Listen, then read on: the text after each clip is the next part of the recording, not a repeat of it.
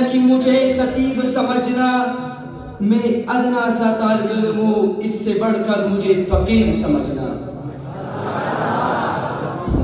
سامعین محترم، جو میرے ضمیر کی پکار تھی، جو میرے دل کی للکار تھی، وہ مجھ سے پہلے میرے بھائیوں نے مکملاً و موزعاً سنایا اور سمجھایا، لیکن میں بھی الامر فوق الادب کے تحت چند نوتیاں بکیرنا چاہتا ہوں۔ سامعین محترم، آج ہم جدید سائنسی ٹیکنالوجی کے ترقی یافتہ دور سے گزر رہے ہیں۔ عصر حاضر کو سائنسی اعتبار سے لاکھ ترقی یافتہ کہا جائے، مگر اخلاقی اقدار، روحانی بصیرت اور ایمانی جوہر کے لحاظ سے یہ انسانیت کا بدترین دور انحطاط ہے۔ خلیفہ ارضی کی فتنہ سامانیوں سے زمین میں لرزان اور انسانیت پر نزع کا علم طاری ہے۔ ہر طرف فحاشی وعریانی کا طوفان برپا ہے۔ پورا معاشرہ قوم، قبیلوں، حسب و نسب کی تفریق کا شکار ہے۔ خاندان اور برادریوں کی بنیاد پر عزت اور افتخار کے سانچے بنتے اور ٹوٹتے نظر آ رہے ہیں۔ قومیت اور لسانیت کی بنا پر جھگڑوں اور فسادات کا لامتناہی خونی سلسلہ ہے۔ یہ پاکیزہ بہتی خون سے رنگین ہے۔ مسلمان کا لہو چوس رہا ہے۔ اخوت اور بھائی چارگی ان پر ماتم کر رہی ہے۔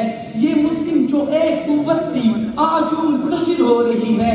اس چمن کے پتے آہستہ آہستہ جل رہے ہیں۔ یہ گلستان کیوں جل رہا ہے؟ ہر طرف مباحات کے نعرے کیوں؟ آج اس چمن میں خون کی ہولی کیوں کھیلی جا رہی ہے؟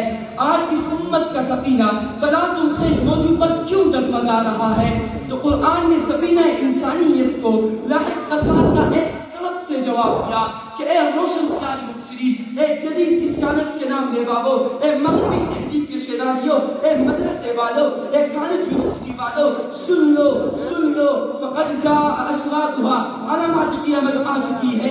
ادھر سے نبی کی فرمان نے صدا لگائی کہ جب تم سے اسلام کی روح نکل جائے، تمہارا ایمان بک جائے، مکر دغاؤ کا دوری دورہ ہو، کفر النفاق، شر و فساد، لہو لعب، بے مربتی اور دغاعت کا طوفان امت مسلمہ کا رخ کر لے تو صلوات مقدعات، یہ دھوکے کا زمانہ ہوگا۔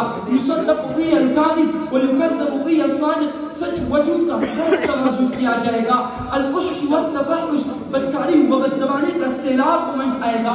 انکم ستجدون اقواما یزعمون انہم یدعونکم الی کتاب اللہ فقد نبذوہ وراء ظہورہم، مسلمان قرآن سے بہرا ہو جائیں گے۔ قلیل الفقہاء کثیر القراء، تحفظ حروف القرآن پر عمل ہٹ جائے گا۔ قرآن کے احکام کا وہ تصور جسے محمد عربی نے عملی سانچے میں ڈالا، اس میں سنت کے مفہوم سے مغالطہ آرائی شروع ہو جائے گی۔ یہ تباہی کا دور ہوگا، یہ زمین برائی سے اٹھ جائے گی۔ جب یہ دور ہوگا تو میرے نبی نے اعلان کیا فانتظروا الساعہ، قیامت کا انتظار کر لینا، فریحا حمراء، سرخ آندھیوں کا انتظار کر لینا، فسخا، چڑوں کے فسخ ہونے کا، مسخا، زمین دنسائے جانے کا۔ تو زمانہ ہمیں خاموش پیغام دے رہا ہے کہ عمل سے، کردار سے، حالات سے، دستور سے، عمل سے، کردار سے، حالات سے، دستور سے آدمی خود ہی بلائے قیامت کو دور سے۔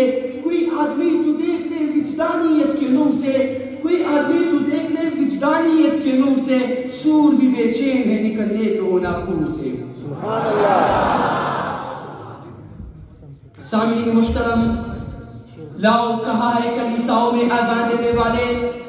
کہاں ہے دشت و جبل بر بحر میں توحید کے نعرے لگانے والے؟ کہاں ہے وہ شیر جن کی داغ کی وجہ سے قیصر و کسریٰ پاش پاش ہو گئے؟ کہاں ہے وہ شہسوار جن کی گھوڑوں کی ٹاپوں پر قرآن اترتا تھا؟ کہاں ہے وہ خالد بن ولید؟ کہاں ہے وہ ابو عبیدہ جو موت کو للکارتا تھا؟ تو موت بھی اس جھوٹی تھی۔ دوستو، آج ہمیں موت للکار رہا ہے، لیکن آج ہم بے غیرتی کی اوڑھنی اوڑھ کر اپنے بے غیرتی میں مست ہے۔ کل تک ہماری وہ بحث نوجوان جن کے ہاتھ میں شمشیر تھی، آج ان کے ہاتھ میں شراب کے جام ہے۔ کل تک ہماری وہ بحث نوجوان جن کا سکون قرآن میں تھا، آج ان کا سکون فائلوں کی جنگار میں ہے۔ آج ہماری ماؤں بہنوں کی عفت و عصمت تار تار ہو رہی ہے، مگر آج ہم میں کہنے والے لوگ آخر تک اتار نہ سکا۔ سامعین محترم، خدا را ہمیں اٹھنا ہوگا، ہمیں ان جلی ہوئی مساجد کی تحفظ کرنا ہوگا. ہمیں ان ماؤں بہنوں کو جواب دینا ہوگا جو آج تک کسی صلاح الدین ایوبی کے انتظار میں بیٹھ کر بین کر رہی ہے. ہمیں کفر کے آنکھوں میں آنکھ ڈال کر بابا کی دہن پہ اعلان کرنا ہوگا. ہری ہے شاخی تمنا ابھی جلی تو نہیں, ہری ہے شاخی تمنا ابھی جلی تو نہیں, دبی ہے آدھی جگر ابھی بجھی تو نہیں, دبی ہے آدھی جگر ابھی بجھی تو نہیں. جفا کے دیکھ سے گردن وفا کی شعاروں کی, جفا کے دیکھ سے گردن وفا کی شعاروں کی, اب جس کے جی میں آئے وہی پائے روشنی. ہم نے تو دل چلا کے سر عام رکھ دیا. وآخر دعوانا الحمد للہ رب العالمین.